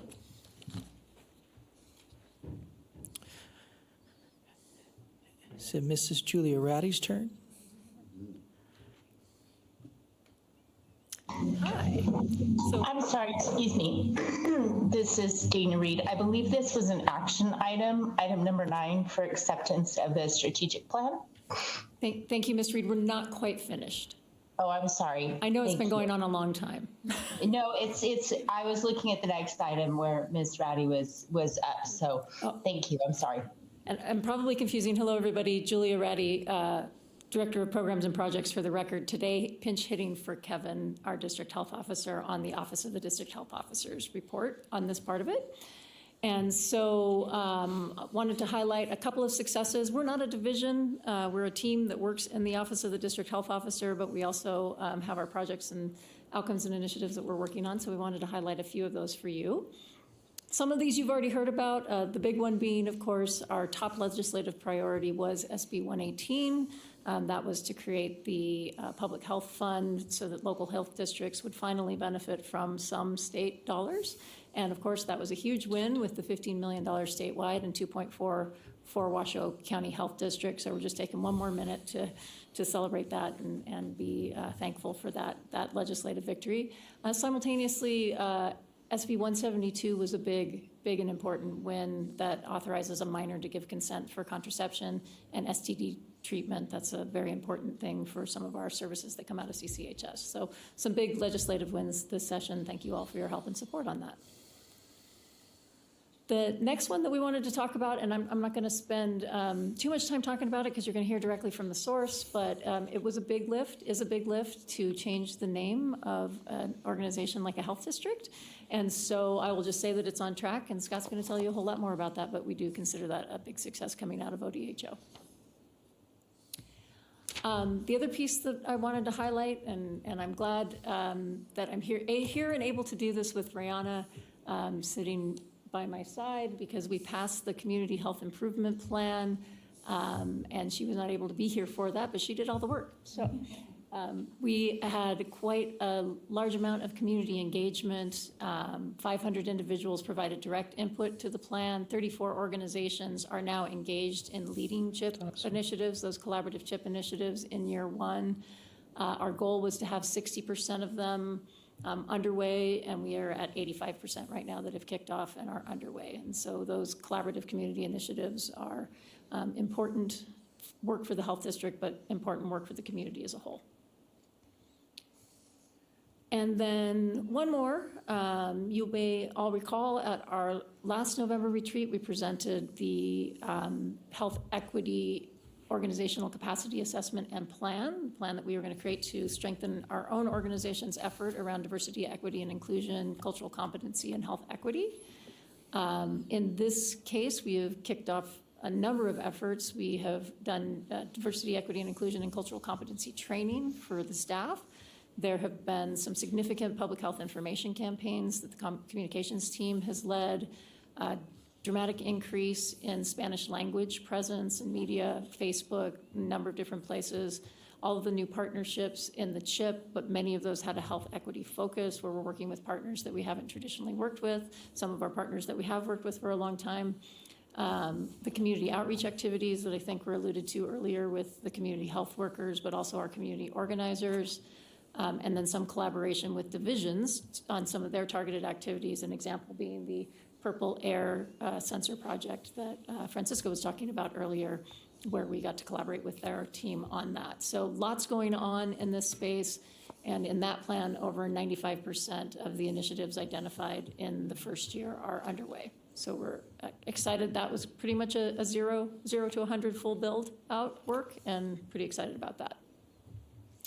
Talking about challenges in ODHO, so while we've highlighted the CHIP as one of our successes, I think similar to what was just brought to your attention, we do a lot of this work in collaboration. And when you do truly collaborative, community-based work, or when you try to tackle complex system change that requires the participation of multiple agencies, something like Acella, it's hard, and you're dependent on other entities to move forward. And so if you get a key person who turns over within our agency or at another agency, if you get partners that have grants or lose grants along the way, how we imagine it at the front end is not always how it turns out at the back end. And so we'll just acknowledge that, I don't know if it's a challenge, it's just a reality of doing community-based collaborative work. And it's still worth doing. It's just not always linear. So that's a challenge. And then another challenge, this is also a space where we noted a success, but even with that significant investment of time and resources and the update that Scott's going to give about the name change and it being on track, it's going to take time for the public to recognize that we are now Northern Nevada Public Health, and we're going to need the board's assistance to explain why we have a name change and that we're still the new name but same mission at the health district. And so we know that even with all the good work to be done, that's going to be an interesting first year going forward with just getting folks to remember or to know who we are. One more challenge, sorry. And I think this is just echoing some of what Jack highlighted in his presentation. So it is wonderful that we have $2.4 million new coming in fiscal year 25. But we also had some other factors where we've lost funding, specifically some clawbacks that came from the debt ceiling compromise, where funding that we had 5-year grants turned into 3 years and they took back the second 2 years, losing the tobacco settlement dollars. We've had a whole bunch of money coming in because of COVID relief, but some of those create a cliff. We've had an inflationary environment. And so I think what we're trying to get at with this particular challenge is that maybe budgeting for the health district has been relatively linear for decades, and you might have a big recession or you might have a good economy and you'd see some up and down. We're in a period of economic factors that is just not something that we've ever seen before. And so we are going to create space at our retreat in November to spend time on that with you so that we really can talk about where are we fiscally and where are we going fiscally. But just a little bit of a preview of, yes, $2.4 million is coming in, but there's a whole lot of other things going on around that where things have become more expensive, where we've lost funding in other spaces, and we'll paint that picture for you in November. Very good. So with that, I just wanted to thank the board. I'm going to turn it back over to Rihanna for closing remarks. We do the quarterly reports. You've been very enthusiastic about receiving that information. We don't do a deep dive. We're only going to do this level of presentation once a year for you so that we can highlight a few things. If you ever have things on those reports that you'd like to know a little bit more, please ask. But I also just want to thank you for creating a culture within the organization where it's okay to talk about not just celebrating the successes that we're having, but also have a safe space that we can talk about the places that we're not hitting the mark and the reasons why. And I think we would not feel so comfortable to do that if we didn't have the board that we have. So I just wanted to express my gratitude that culture comes from you. And so now don't go jump on anybody because of what they said we aren't achieving. But just wanted to, in all seriousness, thank you for that. And I'll turn it over to Rihanna to wrap it up. Thank you, Julia, and thank you to all of our division directors. We have an amazing team that are helping us, accomplish our strategic plan set out by all of you guys that are working together. As up on the screen, we will be coming back so that we can provide our quarterly report for fiscal year 24. We're uploading everything into ClearPoint right now, but then we'll be back together to have conversation with you for our strategic plan retreat in November. Other than that, I will take any questions that anybody has. Any board member? I think a big thank you from all of us. Great job, and it's very good to see. I mean, it's one of those things that helps us get information. Helps us not be surprised. Some of the stuff you've done already a good job kind of communicating. Some of the stuff we might have picked up pieces of, but to see it all together was very good. So thank you. Great job, and great job to your team. Awesome. Thank you, everyone. And I know we need to make a motion on this. Have a first. Do I have a second? Second. I have a second. Any more discussion? All in favor? Aye. Aye. Any opposed? And that passes unanimously if you'd all vote on your computers. You're not allowed to vote 5 times. I'm just kidding. She doesn't know she did that. You're echoing in here, but thank you. We got it. Okay, we're on to presentation and possible approval of revisions to the FY24, FY26 strategic plan. And I'll ask Ms. Julia Ratty to come on back. Thank you so much. Again, Julia Ratty, Director of Programs and Projects for the record. Just one last thought on that other item. We did highlight, you do have the report, the full fiscal year annual report in your packets for all of the other outcomes and initiatives. Just wanted to make sure that that was clear. So we're doing something a little bit different this year. So in this year's work with On Strategy, you're familiar with Erica Olson and her team and their support for us in our strategic planning efforts. We had them spend a lot of the time and energy working with the division directors and their teams on really tightening up and taking the learnings that we've had now that we've been doing this outcomes and initiatives work for a couple of years and really tightening up our outcomes and initiatives. So oftentimes you see us spending a lot of time on the strategic planning side, but we have a good, complete, approved fiscal year 24-26 strategic plan that you all approved in December. But we spent good chunks of time that you didn't necessarily see working at the division level, management and team level, working on outcomes and initiatives. In the process of doing that, there's always learnings. So as you are figuring out your outcomes and initiatives, it makes you look back at your goals. And so in going through this process, we're actually coming back to you. The year kicked off July 1, of course, but we're coming back to you with some suggested revisions to the goals that you approved in December. Performance management, it's a two-way street, right? You have to look at your directional goals, your district goals, your divisional goals, and where are we trying to get. But then when you actually get down into the weeds on what is it that we're measuring and what is it that we're learning, sometimes that informs those goals. And so since we spent so much time in that space, I did allow the team to bring forward ideas and suggestions for how those goals might be revised. And so since those goals really live in the governance level of the organization, that's of course you, we wanted to bring back some suggested revisions. In your packet, there's a full strike-through version of this where you can see all of our existing goals. I'm just going to highlight in the PowerPoint presentation the ones that we're actually suggesting that there be a change. So diving into that, again, that strategic plan to the performance management system is a two-way street, and now we're on the up arrow coming back to the strategic plan with some suggested changes. In the first priority, which is our Healthy Lives priority, this one's the first one is just a clarification. It's more educational in nature. We use the term proactively prevent disease and proactively prevent injury, utilizing effective health education strategies. I think if you are in the community, you think of health education as providing information. But when you're in the profession, health education is really about looking at policy. So I'll use the most wonderful example that we have of that would probably be the Clean Indoor Air Act. When that was passed, that really changed tobacco usage. But it was done not necessarily by just giving people information. It was done through a policy initiative, through systems change, and through environmental strategies. Staying on that line, the environmental strategy example was the piece that Lisa highlighted with getting apartment owners to say we're going to be a smoke-free environment.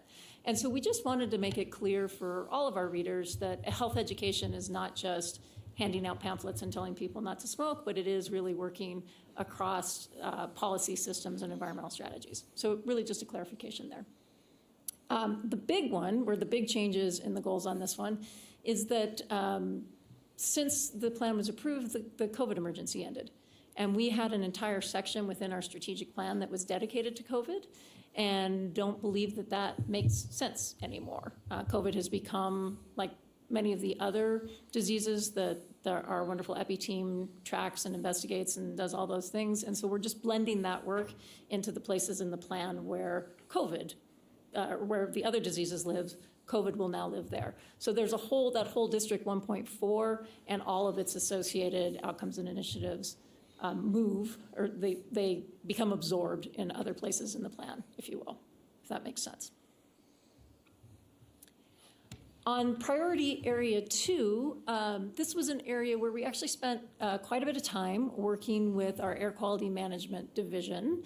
And the learning here was when we first started planning, the sort of philosophy behind the plan was, let's really make sure that we're focusing on what's most important, what's most critical. And in our air quality world, and I'm totally gonna bring Francisco up here for help if I'm not getting this quite right, and he can jump up if I don't represent the work correctly. But in our world, in Nevada, in Washoe County, in our basin, ozone and PM 2.5 are the two most important pollutants, and we spend a lot of time talking about them and paying attention to them because they have the highest impact on our community's health. We're required by law, however, to track more of them, 6, I believe, criteria air pollutants. And so that work didn't have a home, if you will, in our plan when we were just referring to 2.5 and ozone, PM 2.5 and ozone. And so we've expanded these goals to have cast a little bit wider net, a little bit bigger bucket to include so that we can report also on all of the criteria air pollutants and so that we can recognize that work because we're required to do it. It needs to be recognized in the plan. This is not to say that our professionals in that division aren't going to still use their best judgment to focus their priority energy on the ones that have the biggest impact on public health, but this is really more inclusive of all the work that's being done. So that's the reason for the change there. Then when you go to the next one, really the next 3, we did a pretty full reorganization of the air quality management goals, and that was primarily because when goals 2.12 and 2.14 originally were written, they were written maybe, if you think about strategic planning as our mission being the 100,000-foot level and our goals being kind of that 30,000-foot level, they were maybe a little bit too specific, a little bit too action-oriented and about an initiative. Those initiatives being really taking a deep dive and looking at our regulations, and another one being really doing a evaluation of our permitting. So those got accomplished, the team did that, and we really needed some bigger bucket goals to, again, sort of house the work, set that direction for the agencies. So we just did a rewrite. And so what you see in 2.1.2 is maintaining and improving air quality through planning and community education, which is a higher level goal that our planning team really works towards. And then reducing negative health impacts from regulated air pollutants in Washoe County. And again, this is a broadening of the 2.5 and ozone standards. So that's a lot of words to say. We spent a lot of time with the folks in the Air Quality Management Division really trying to reorganize these goals so that they're going to have a little bit more staying power and a little bit more inclusive over the 3-year period of the plan. And then the last one here is we have a shared goal, reduce negative environmental health impacts associated with, it used to say land development. Both EHS and AQM have roles in this particular goal, but land development was kind of too narrowly cast. When you think of land development, you really think of that turning dirt development, but there's all kinds of other infrastructure that we look at, for example, water systems. And so we really just wanted to broaden that to say development more broadly and infrastructure, so it didn't feel like it was so narrowly tailored to just the dirt, if you will, of development. Okay. All right. In Priority number 3, we're just walking away from the producing original public health research that advances public health knowledge as a stated goal. Sometimes that happens, that our work is able to be, that original research becomes, or we have the ability to do original research and we have the ability to get it published. But it's not necessarily an area that it makes sense for us to have a goal and to be consistently pursuing that year after year. So it does happen, but it's not necessarily where we want to put our priority energy. Going on to impactful partnerships, it looks like we're walking away from some work, but we're really just doing a reorganization. This impactful partnerships section always really changes based on what happens in the CHIP, the Community Health Improvement Plan. It reflects our priorities in the Community Health Improvement Plan. And on the lending support in childcare and educational settings, we still do that. It's not to say that the EHS division is not going to be still helping, or EPI for that matter, helping in childcare and educational settings. It's just absorbed in that work in the other goals. And then the enhancing quality and timely air quality data collection at schools and community-based sites. Francisco talked about that and it was accomplished. So we're moving away from those two. The 4.4 is just we were getting twisted around, we don't want to improve the social determinants of health that are positively impacting the health. We want to improve the social determinants of health that are bringing people's health down. And so we just felt that that wording was backwards, minor change there. And then this is a relatively minor change, but a significant idea. When we talk about emergency preparedness, it was limiting it to hospitals, and really we're working with the entire healthcare system. We've done a lot of work around extended care facilities, as an example, and so hospital is too narrowing in that goal. And that's it. So goals 5 and 6 did not change. So again, these come from learnings as we are writing our outcomes and initiatives and thinking about what we're going to report back to you to make sure that the buckets, if you will, that all of those outcomes and initiatives live within are creating the space and the direction that we need as a health district. And from our learnings as staff of going through the fiscal year 24 outcomes and initiatives, this is what we would recommend for you to improve as the goals for the fiscal year 24-26 plan with these modest changes. Thank you. Thoughts or questions from the board? I know how long it takes to get the words right. So I know that you're like, we worked so hard on that, for these wording, but it does take that. So thank you for doing the work of that and bringing it so we can easily go, yeah, good job. So does anyone want to make a motion and say, yeah, good job? Make a motion to approve the revisions. So we have first, do I have second? Second, I think Devin beat you to it, John. And so all in favor? Aye. Aye. Opposed? Have passed unanimously. And again, I know that we were really excited. I promise. You've worked hard. We know it, but we appreciate all the work you did. And it is important to keep the words right and keep on track. And I just really do, at this point, want to extend my gratitude to all of the division directors, supervisors, program leads who spent an awful lot of time on their fiscal year. What you're seeing is a roll-up of literally months and months of conversation and communication. So I just want to thank the staff. Well, in my words, what I actually seen you guys do is you went from, in some ways, whatever reason, being really myopic on a thing and really umbrelling it and encompassing the whole goal in your wording. And you were already doing the whole goal because I know what we do, but I think we put our words and matched our actions. And so I think that's what I see that happen here. So good job. Great. Thank you. And thank you to your team. Okay, presentation and update of the Northern Nevada Health name change. Staff Representative Scott Oxhart. Come on down. Where's your cool badge? Oh, you don't have one, do you? Hopefully in the coming weeks. Thank you, Chair, board members. Scott Oxhart, Communications Manager here at the now Washoe County Health District, but next week will be Northern Nevada Public Health. So just a recap, in 2021, I came to this board to request what we wanted to do with our name. Given at the concurrent meeting, there was some appetite to change the name. By 2021, we had engaged with Estepona Group, which did some research and actually gave us our name, which is Northern Nevada Public Health.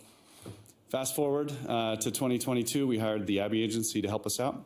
That was just about a year ago, and here we are. Next week, August 31st, 2023, 11 o'clock, we will be unveiling the new name, Northern Nevada Public Health. So this is a look at the logo.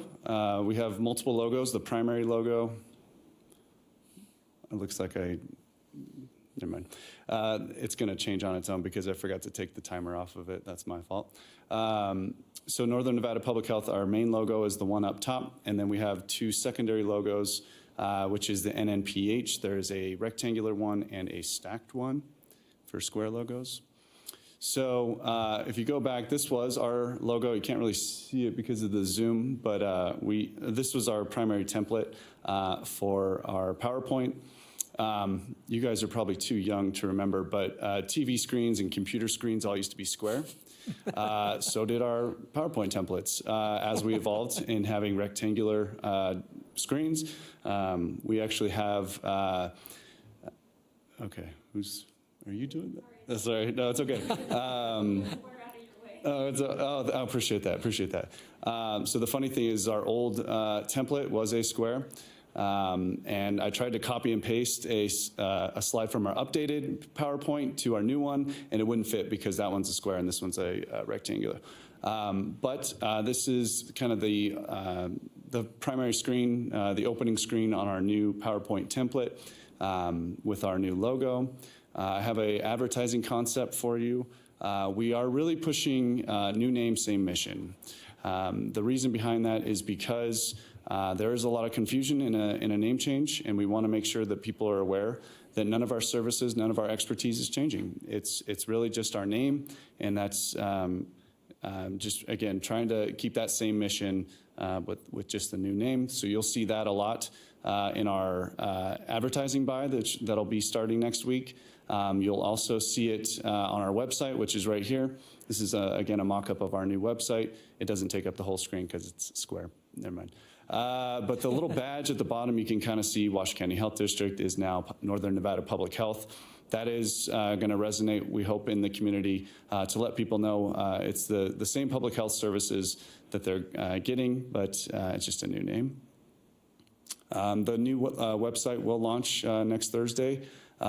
We think it's a really good look and feel. It's accessible.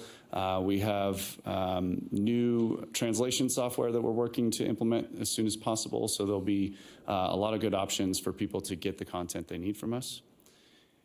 So signage, outdoor signage has been a big one. I have a couple examples to show where you'll see some of those changes. So on the front of Building B, currently on the bottom left corner of your screen is the old Health District signage. It's got two red lines. It conforms with most of the signage on our buildings all through Washoe County. We will be switching out those red lines for white lines, and we'll be switching out Health District with our logo, so Northern Nevada Public Health. So the three images above are the front of Building B, and then the corner, the middle one is of air quality, and then the right one is also the corner as you're approaching the main entrance to Building B. This one kind of requires a story. So if you recognize the screenshot, that is, if you're driving up northbound on Wells Avenue, our entrance, that big tree is right near our entrance to the building. Not a lot of people know, but the image on the very top right is a sign that we had put in, I believe, about 10 years ago. It's an interesting sign because nobody knows it's there. That's because it is pointing west. So if you're driving north, unless you make like a full directional tilt of your head to the right, you would not see that sign. But it's a nice big sign. So what we're going to do is repurpose it. So we, as the bottom screenshot shows, it'll just say Northern Nevada Public Health. That'll be our logo. And we're actually going to put it on the front of our building. So if you're looking at the top left screenshot, it'll go right where that yellow box on the right is. So it'll have a lot more visibility and more of a welcoming kind of presence for our patients and customers. The other addition, so in that spot, if you're looking back at that screenshot, just past the speed limit sign, we're going to install what on your screen, the bottom right, there will be a new sign that gives people driving, they will actually see it, we hope, because it'll be pointing at them as they're driving with a little right-hand arrow that lets them know of some of our more popular in-person services that can be had at our building. Outside of signage, there's all kinds of wayfinding signage across the county complex. So we're updating those names. All references to Health District will either be Northern Nevada Public Health or Public Health. So that is the signage. There's also one in front of the entrance on Building B that was not pictured, but it was a huge lift to get all that done. And I was told earlier today that Monday that will be installed. That's kind of the high-level overview of some of the name change stuff. I'm happy to answer any questions. I believe you've all received invites, and we've got some confirmations that you all will join us for the 31st at 11 a.m. Inside Building B, conference rooms A and B. We are hoping, let me just say this, and then I definitely questions, whatever. We're just hoping everybody's there. That's all I want to say. We really want to make sure this is on all of us together, and I know it's hard to do that outside of our meetings, but please consider that. Ms. Garcia, please. Thank you, Mr. Chairman. I am curious about the Spanish language translation, how it's going to roll out in the... So currently, our website is hosted on washoecounty.gov, and that's going to be a big change because we're going to our own domain name, which is nnph.org. Currently, there is not a Spanish translation available on washoecounty.gov, so this will be a marked difference. But we did just secure what's called G-Translate, which is kind of similar to Google Translate. But it's an upgraded version that allows us to offer multiple languages. The reason why we chose it is because with Google Translate, which you can put on any website for free, it doesn't allow you access to edit those translations. And because we have such a good team of experts in that category, public health experts for Spanish, we have that ability to modify those translations if we feel that they're not resonating with our community. Okay, and I had a terrible question. My question was not well thought out, but I appreciate the talking points about the importance of language accessibility. I was more specifically, I guess, wondering about the logo and the branding of the name. That stays in English always on all social media, even if it's a Spanish post, or that was my question. Oh, sorry about that. Yeah. No, so the my apologies. logo specifically, we asked around and we wanted to get people's opinions on that. And the decision was made to keep Northern Nevada Public Health as the standard name across all languages. However, our tagline is serving Reno, Sparks, and Washoe County, and that will be translated into Spanish. And then, so the logo-wise will stay the same. All references to Northern Nevada Public Health will stay the same. How would you say it in Spanish, fully? Yeah. Gotcha. I'm saying yes. I don't know that for sure. Okay. Well, very good. Very good. You said, well, please come. We're gonna make this a celebration. The one thing I would encourage you to do is find a way to make this around into our chambers. I mean, I open that door. Come in, let us celebrate and cheer it on. I mean, it's something that was asked for in our chambers and each of our chambers. So we responded to what was asked for us from the other elected leaders. And so they get to celebrate with us as it happens and show that we did what was asked. So. Yes, and thank you very much. We do have meetings scheduled at Sparks City Council and Washoe County Commission to demonstrate that change. And also, not everybody that comes to your council meetings or your commission meetings goes to these meetings. So we're just trying to get the word out as much as possible. I'm talking to all kinds of citizen advisory boards around the county in the coming weeks, and we're also just getting our messaging in front of community groups to let them know we'd be happy to come present and explain the change and hopefully get it to resonate as well as possible. How about with this guy next to me? You didn't say Reno. So we have a proclamation with the city of Reno. The scheduling didn't work out, I think, is the Could we get in there sometime? I don't doubt it. I think I know somebody.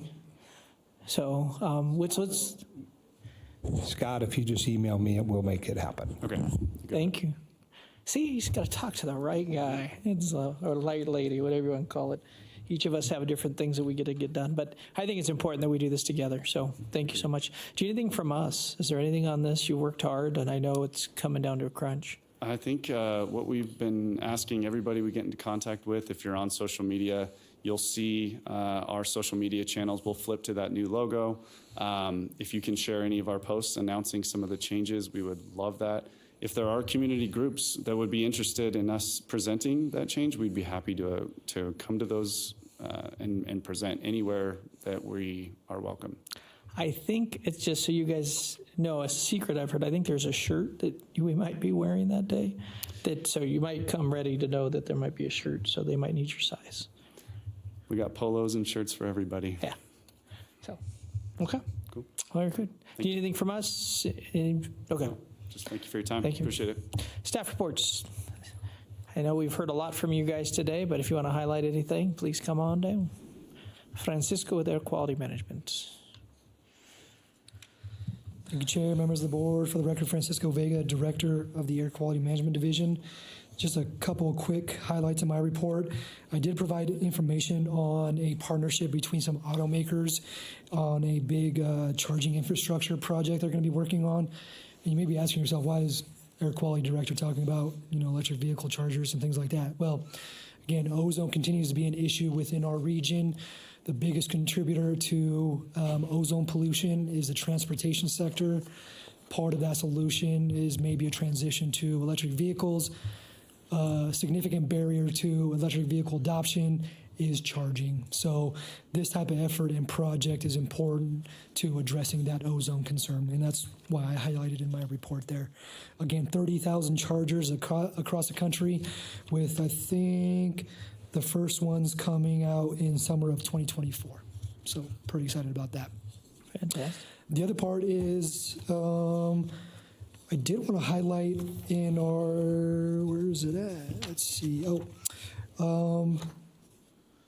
Towards the middle of July, we did put out a notice, a stage 1 emergency episode notice for the region. The reason we did that was because we had some elevated ozone. I was just talking about ozone. We actually had elevated ozone within the region, and we expected during that weekend of, I believe it was the 14th, 15th, and 16th, to exceed the ambient air quality standard for ozone. No fires, no nothing, just a typical sunny day in Washoe County. And yet we were still expected to exceed the standard. So I just want to highlight that because I know I get a lot of questions about, wildfires, and that, while obviously we are negatively impacted by wildfires, we do still have sources within our region that impact ozone pollution as well. So again, bright blue day, we could have some ozone issues. So just wanted to kind of highlight that as well. Happy to answer any questions. I think we're good. Thank you. Thank you. Community and Clinical Health Services. Come on down. Miss Lisa Latritz. Hello, Lisa Latritz, Division Director for Community and Clinical Health Services. I just wanted to provide an update to my report. We completed our back-to-school clinics this month, and these are very rough numbers. We're still doing a lot of counting. Over 300 children and over 900 vaccinations took place on those two Saturdays, Saturday the 12th and Saturday the 19th. And that was in collaboration with Community Health Alliance. Those are just our numbers, though. But so in addition, they probably did as much as we did. So we had a lot of children come through our building those two Saturdays, and it was a great collaboration.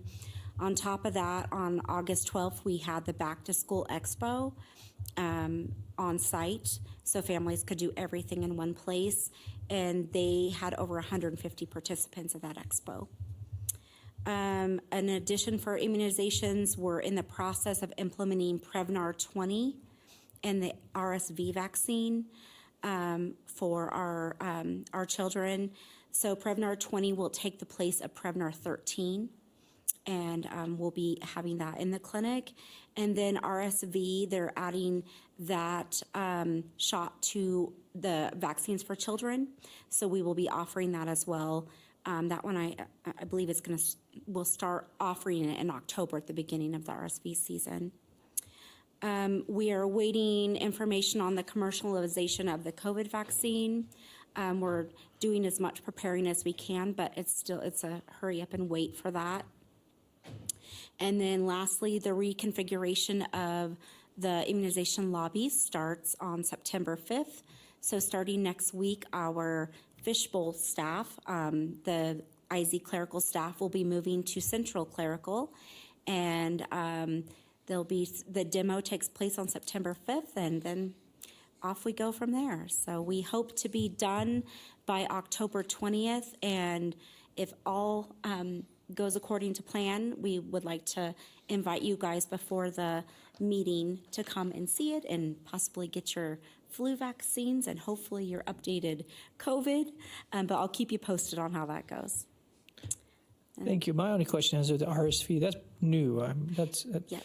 Are we expecting, how's the response to families coming after COVID, all that conversation? Are we expecting some extra explanation for this particular vaccine? We'll be doing a lot of education for this one. It's pretty specific for newborns.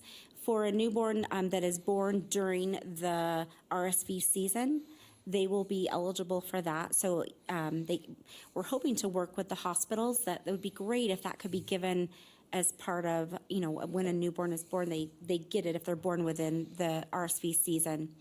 But understandably, people do have vaccine fatigue or shot fatigue, but we will be providing education of the importance. It's just what it can do for our pediatric hospital departments. I mean, they're overwhelmed during RSV season, and this could be life-changing for them if we can get it out there and get it in the arms, or actually the legs. Sorry. Any questions? Nope. Right. Thank you. Thank you. Environmental Health Services. Come on down, Senor Robert. FIDA, right? Okay.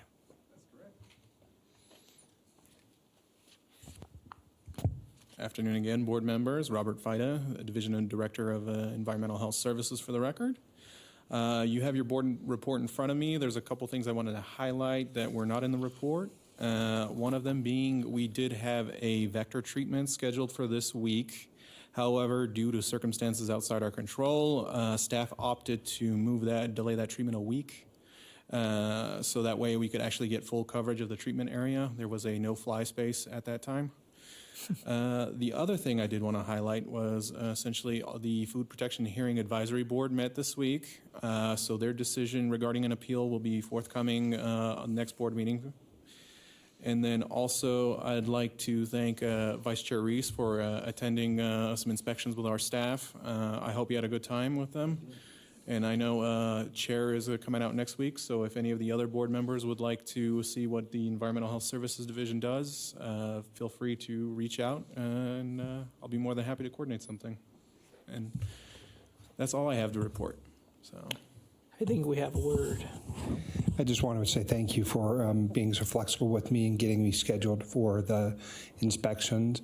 I went out with Mia, and I won't pronounce her last name, but it was really pretty engaging. She's an incredible ambassador for this organization.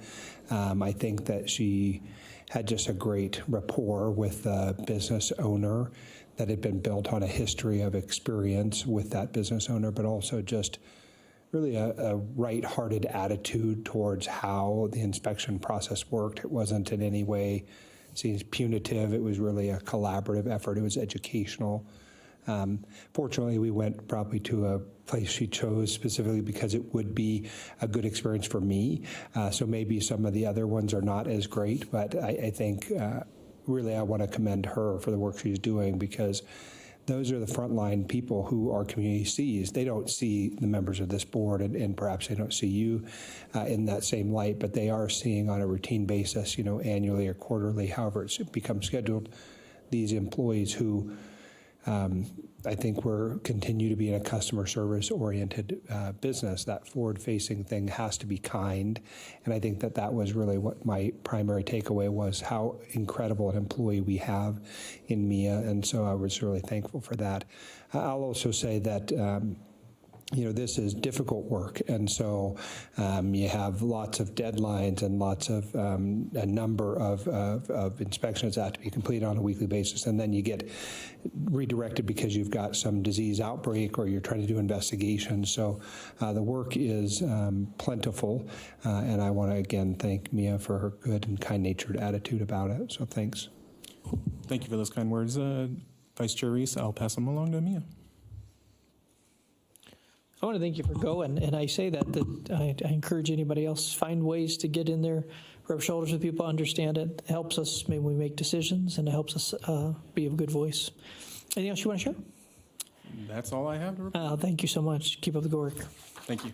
Epidemiology, we have Dr. Nancy Dow.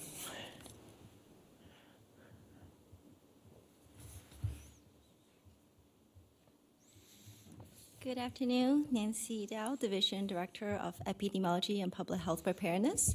So you have my report, just two quick highlights.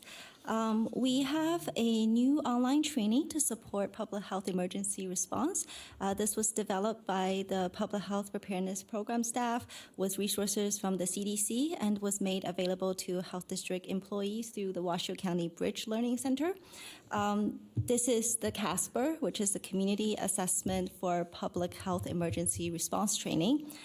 So following any type of disaster, public health and emergency management professionals must be prepared to respond to and meet the needs of the affected public.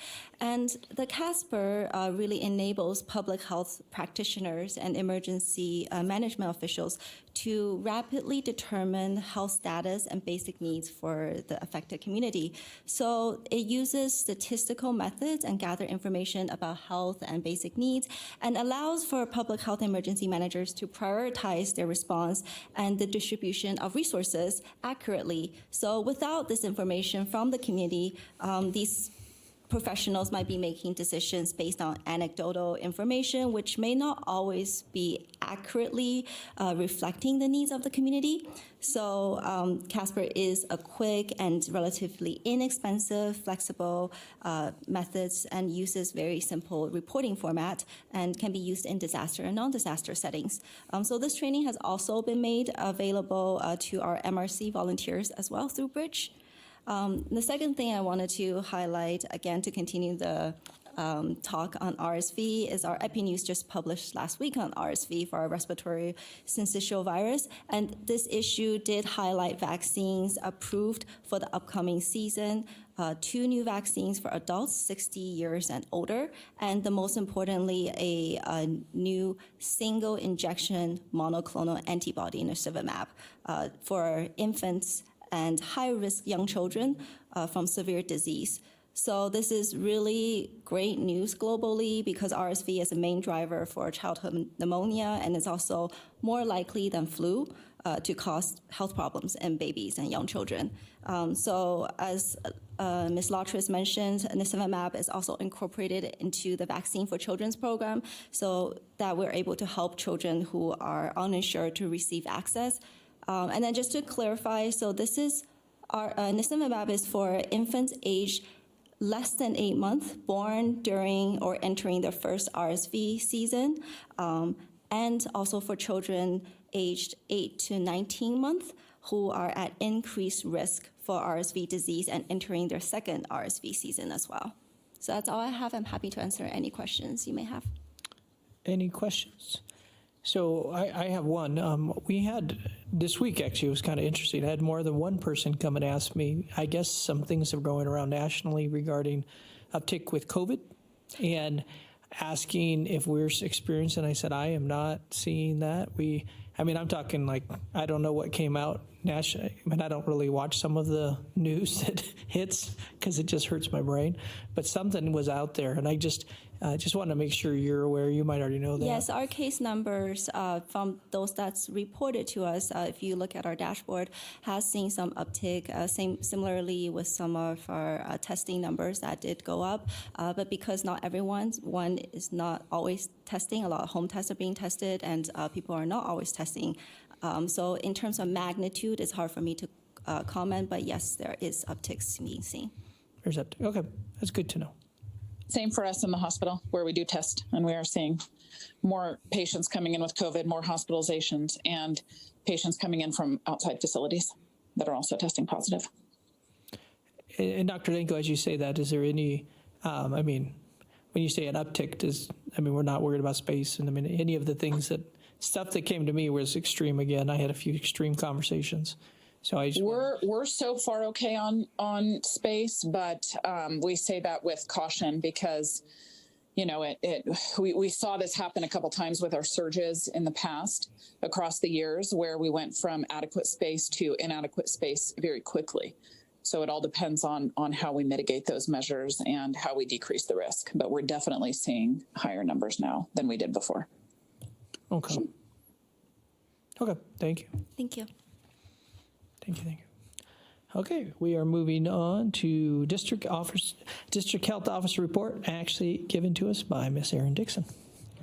Thank you so much. There's just 3 items in here I want to provide a little bit of additional information on. The first one, we've talked a lot, or you've been told a lot of information about the Corn Ferry and the staff salary adjustments that are occurring. So that is still moving forward. We still don't have any final numbers from that. But what's unique about this experience is not only do we not have final numbers, some of our grants can't carry the extra burden of this. And so those increased expenditures are going to shift over to local. We included some of those estimates in our budget, even for the FY24, even though we don't know exactly what they're going to be. But traditionally, when we have a grant that can't cover things and it shifts to local, we come before you and ask for an above the base request. We don't have that information yet, so we are committed to coming back to you and letting you know what that is and getting your input on that as a kind of a delayed above the base request as we move forward with this. In addition, some good news on the West Hills Hospital property. As of Tuesday of this week, the Board of County Commissioners unanimously approved the purchase of that land, which means that the $10 million we have for the TB clinic will be used for a new building on that site. We are already talking to the designers. We are moving as rapidly as we can to get this moving forward. Just as a reminder, that $10 million is ARPA funds, and it has to be encumbered by December of 24 and fully expended by December of 26. So we will be moving as rapidly as we can to make this building happen, but we are very grateful to the Board of County Commissioners and very excited to make that happen. Sure. And then finally, the CCHS assessment. Ms. Latris and myself met with 2 different vendors, one on July 25th and one on August 14th. We are awaiting the second quote. We were both pretty excited with the vendors we met with. One of the things we have asked them to include in their quote is once the assessment is complete, to come back and present their findings to this board with an overall of all the recommendations that they would be suggesting. So that is it for those 3 highlights. If you have any questions. Going. One information for everybody on the Corn Ferry, because I get to have some of these conversations. Just a reminder, it's not something we've asked for. This is a county thing that is happening, and because we are attached through HR, we are honored to go along the ride. We'll say it that way. And it is what it is. We really don't have much to say about it in that thing. I would say that as we look at our budgeting and going forward, we also will continue to come back to the county and say, look what happened. So, so anyway, with that said, just know that that's not something that Kevin or Aaron or any of us could have any control over. Thank you. Any board comments? Very good. I do not have any. Then I move to adjourn. Thank you all so much. Thank you, staff, and good job, Aaron.